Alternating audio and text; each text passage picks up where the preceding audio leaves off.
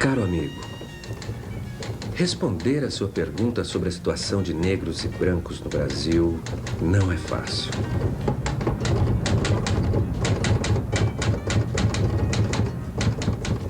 Vou começar por um ângulo que você já conhece: a imagem externa do Brasil.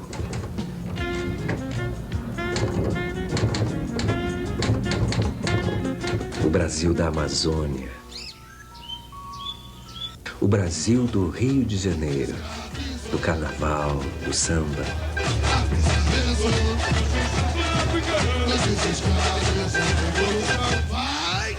Da beleza exuberante da mulher negra. A ginga do futebol do Rei Pelé.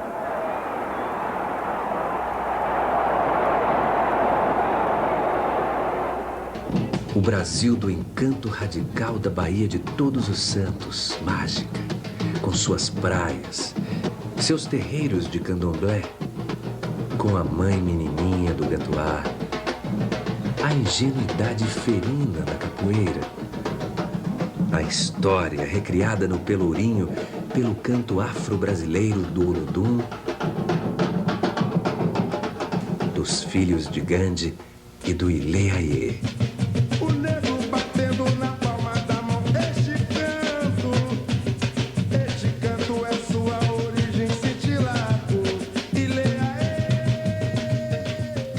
Estas imagens são síntese da brasilidade, marcas negras definindo a identidade nacional, africanizando a nação brasileira.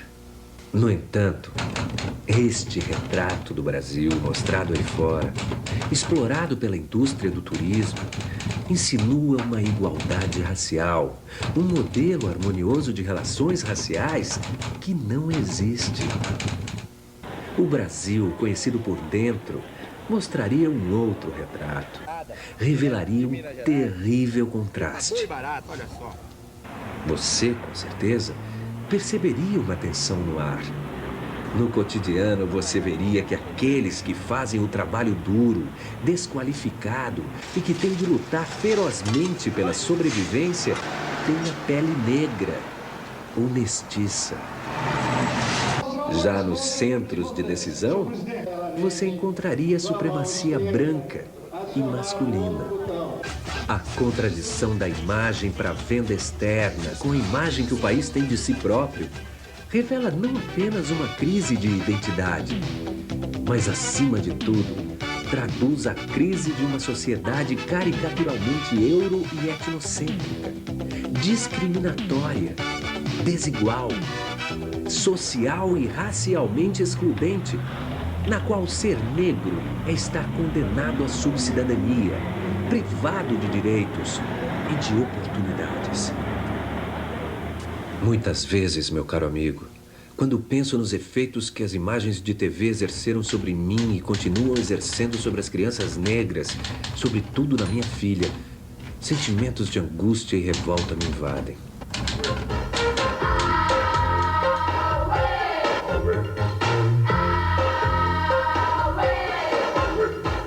Na TV, o belo é branco, o bom é branco, o branco é consumidor, o branco tem família.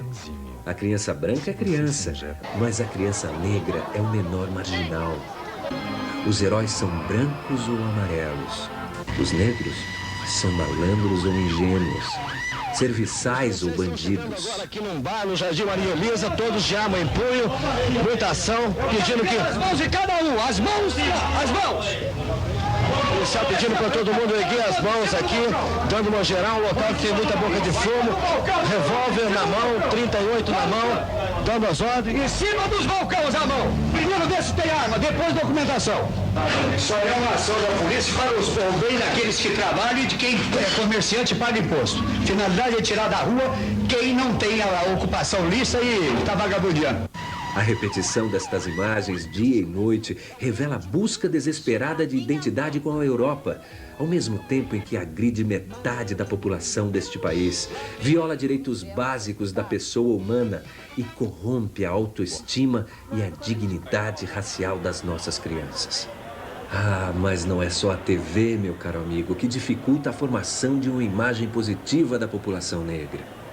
Na escola também, o modelo branco europeu é valorizado e prestigiado, enquanto o ser negro é renegado à inferioridade por manifestações que vão do professor até o conteúdo dos livros didáticos.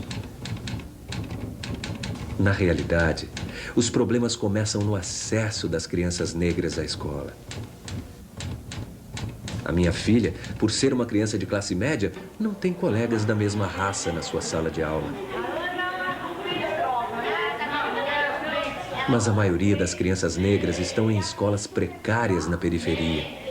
Entretanto, o pior são os dados revelados por pesquisas realizadas na década de 80, que apontaram que os negros e pardos têm 3 vezes mais probabilidades do que os brancos de não completar a primeira série do 1º grau.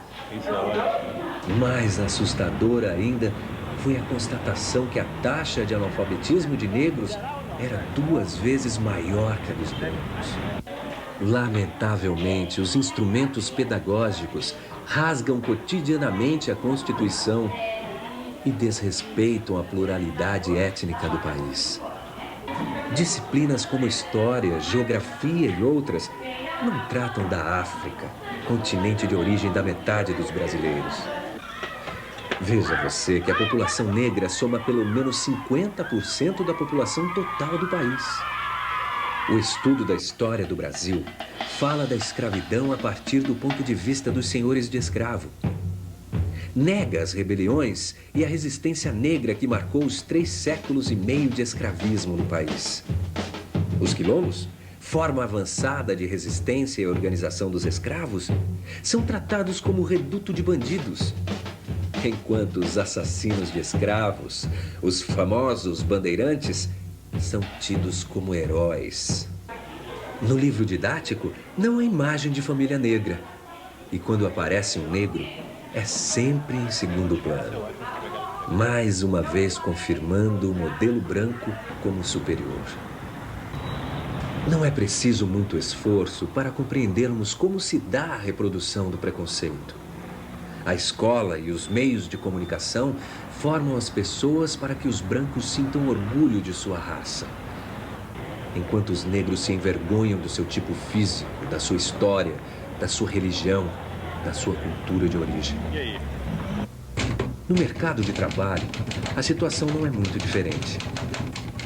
Diante de um candidato negro e de um candidato branco, a tendência do profissional responsável pela seleção de pessoal de uma empresa é ficar com o branco, agindo conforme exige o estereótipo reforçado pela escola e pelos meios de comunicação, sem jamais avaliar objetivamente as qualidades dos 2 candidatos.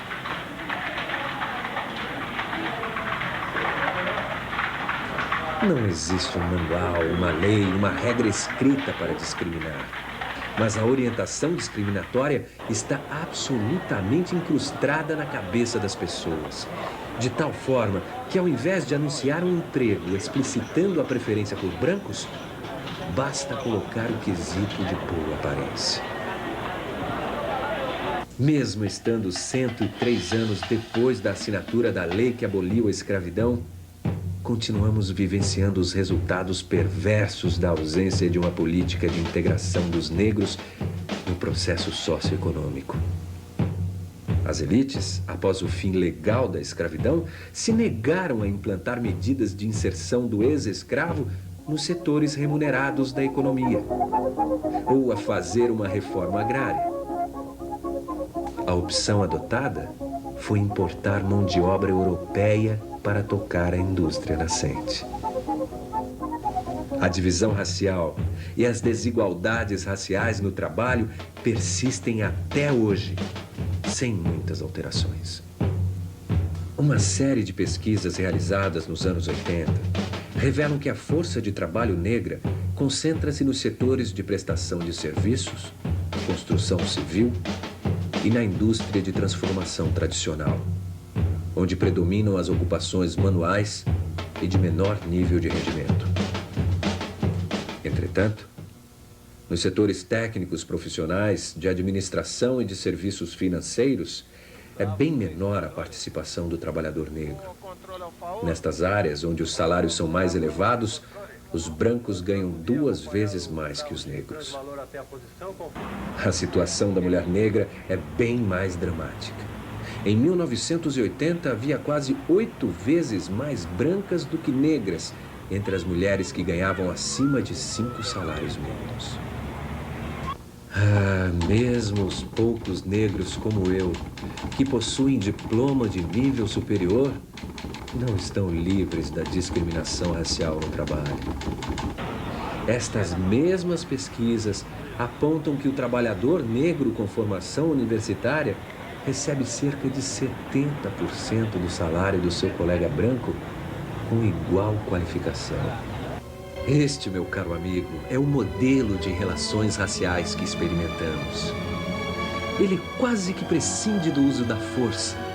Muito embora a esterilização induzida de mulheres negras, a violência policial contra negros e o extermínio de crianças negras sejam fenômenos estarrecedores no Brasil.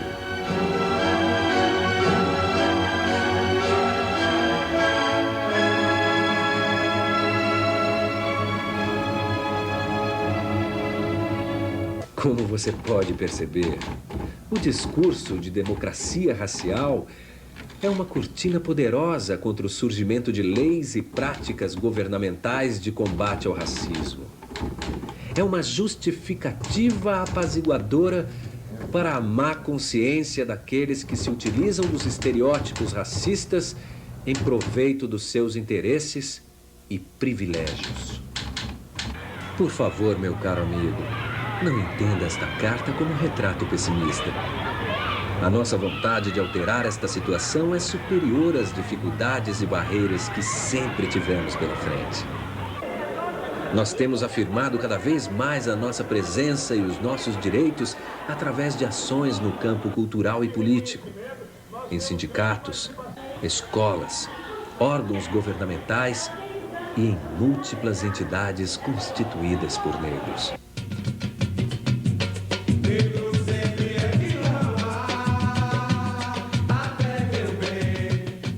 Os nossos sonhos nunca serão abandonados, porque temos a certeza que todos os brasileiros terão um futuro mais feliz quando o país assumir o seu lado negro.